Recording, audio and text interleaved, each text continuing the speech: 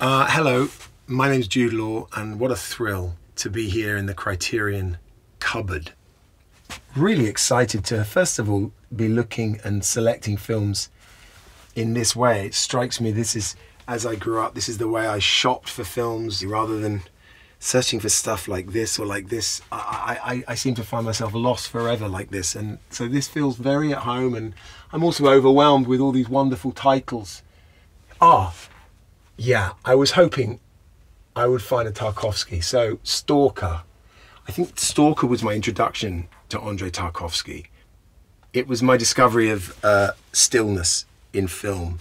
And Andrei Rublev, of course. But that's a real favourite of mine, and I haven't seen it in years, so I'm happy to have found it. So this holds a very special place in my heart. Purple Noon, or Plein Soleil, which was the first realisation of the talented Mr. Ripley, or Patricia Highsmith's talented Mr. Ripley. And of course I was recommended this by Anthony Minghella. A little like the series that's on at the moment, Ripley. It demonstrates how this incredible character from this book can be interpreted in so many different ways, because it's very different to the talented Mr. Ripley that I made with Minghella. If anything, to choose Delon to play Ripley himself, and they don't change it from the book that he's a painter. In the film, what I did, we made him a musician. It's got lots of twists and turns, the same colour blue in the sea as our one, and not quite as dark as the Ripley on TV at the moment. This is a wonderful film. I was turned on to this by another filmmaker who wanted me to see it as inspiration for a film I made with him, The Wages of Fear. Now, if I'm really honest, I didn't even know.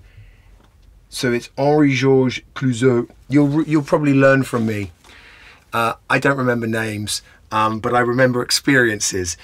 This film is about men in desperate situations who will do anything for money, anything to survive. And they go on the darkest, most dangerous journey, and it's just brilliant. It's moving and incredibly shot. Shamefully, I don't know any of his other films, but this one is brilliant. Oh, this is an interesting film. I remember seeing this in the 80s, and my mum showed me this, Local Hero. It was an interesting time. This and My Beautiful Laundrette were two films I remember seeing at a time in my life when film felt very other, very distant, really about worlds I didn't know about or didn't live in. And this felt very much on my doorstep. It felt like a Britain that I knew. I mean, it's set in Scotland. But a Britain that I knew, and My Beautiful Laundrette was similar in that it felt like a London that I knew, and it really moving. And then this incredible performance at the end by Burt Lancaster, who shows up like sort of, you know, a knight in shining armour. It's a wonderful film. Oh, this was a film that introduced me to Bob Hoskins, who I luckily got to work with.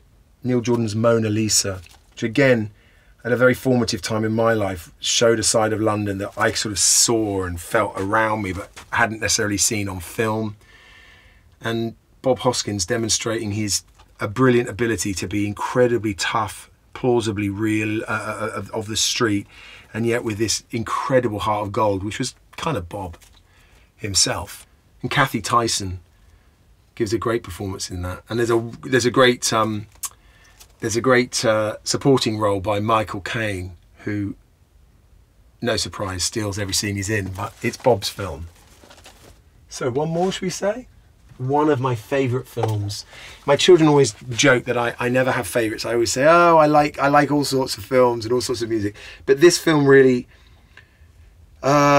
has stuck with me since being shown it by my mum when I was, gosh, very, very young, maybe 12 or 13, The Night of the Hunter. It's a fable, it's a terrifying nursery rhyme that literally by the end, halfway through, sort of dips into the fantasy of a child, where you get this macro images of lizards and spiders, and the most incredible performance of Robert Mitchum with this. I remember one image that always sticks in my mind is him going, he's just got out of prison and he goes to see, he goes into a strip joint and puts his hand in his pocket, and his flick knife appears through his trousers instead of an erection. It's the most shocking image and kind of sums up the threat that this man has.